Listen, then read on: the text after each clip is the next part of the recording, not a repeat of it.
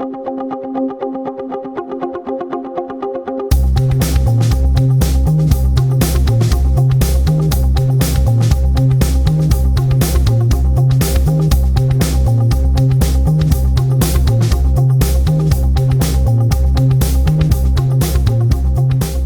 we continue to learn how to best read the Gospels, today we're looking at literary forms.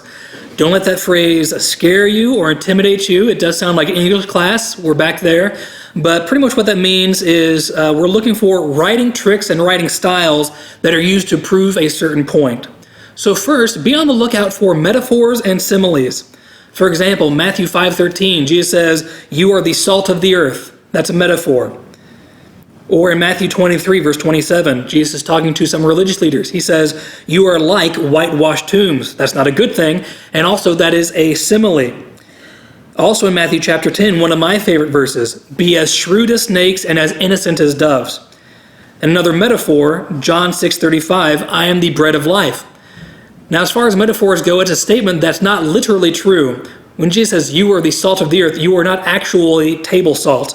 And when Jesus says, "I am the bread of life," he is not a literal loaf of bread walking around. That is used to communicate something deeper. So again, we're looking for the comparison or the defining characteristic of these metaphors or similes. For example, when Jesus says, "You are the salt of the earth," well, what does salt do? Especially back then, one, it enhances flavor, it preserves certain things that is packed in.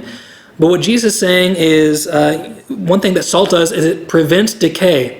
If we're the salt of the earth, then we get to be those who prevent the spiritual decay in others. We are preserving life.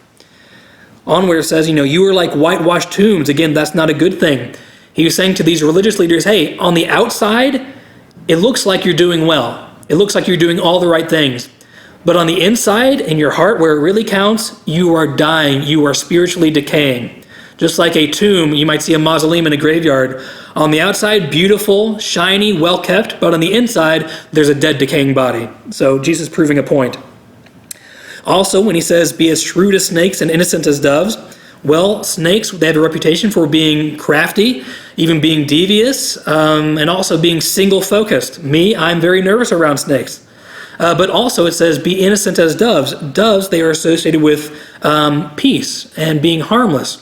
So Jesus is saying, hey, be wise out there, live skillfully in the world, but also be innocent.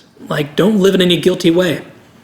And then also when Jesus says, "I am the bread of life," like I said, he is not a literal loaf of bread walking around. What do we know about bread? One, it fills us up and it gives us nutrition. So Jesus is saying, "I will make you full and I will be a sort of a nutrient. I will do your spiritual health well." So again, things to look for in metaphor and simile. Don't take them literally. They're being used to bring out a comparison or defining characteristic in those words. Another thing to look out for is exaggeration. This pops up a lot, especially in the Sermon on the Mount. Here's an example. Jesus says, "So if your eye, even your good eye, causes you to lust, gouge it out and throw it away. It's better for you to lose one part of your body than for your whole body to be thrown into hell. And if your hand, even your stronger hand, causes you to sin, cut it off and throw it away. It's better for you to lose one part of your body than for your whole body to be thrown into hell." Jesus, make no mistake, Jesus is using hyperbole or exaggeration here. He is not saying literally, if your hand causes you to sin, to cut it off and throw it away. He's not literally telling his followers to gouge out their eyes. He's exaggerating to make a point, and the point is this. When it comes to sin and getting rid of it and how we view it, we need to take drastic, even extreme action, because sin is just that serious.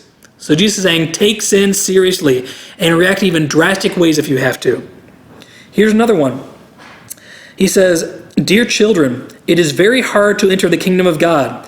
In fact, it is easier for a camel to go through the eye of a needle than for a rich person to enter the kingdom of God."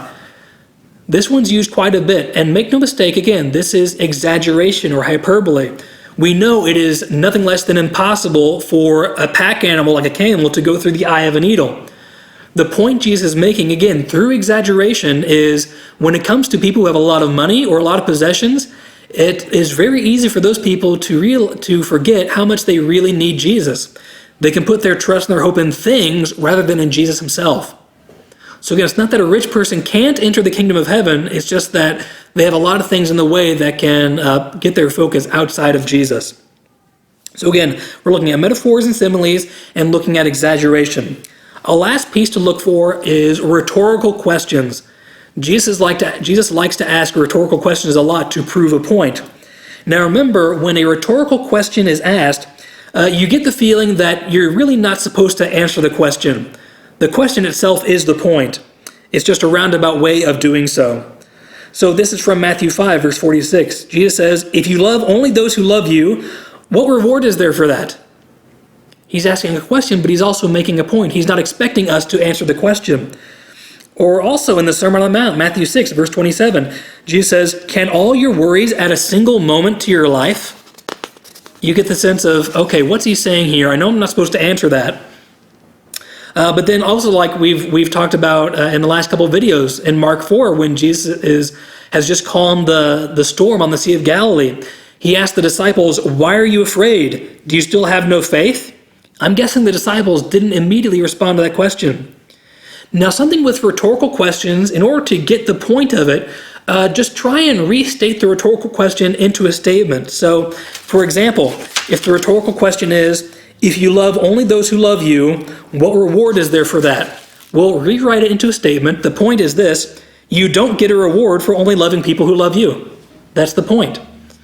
Or also, when Jesus says, can all your worries add a single moment to your life?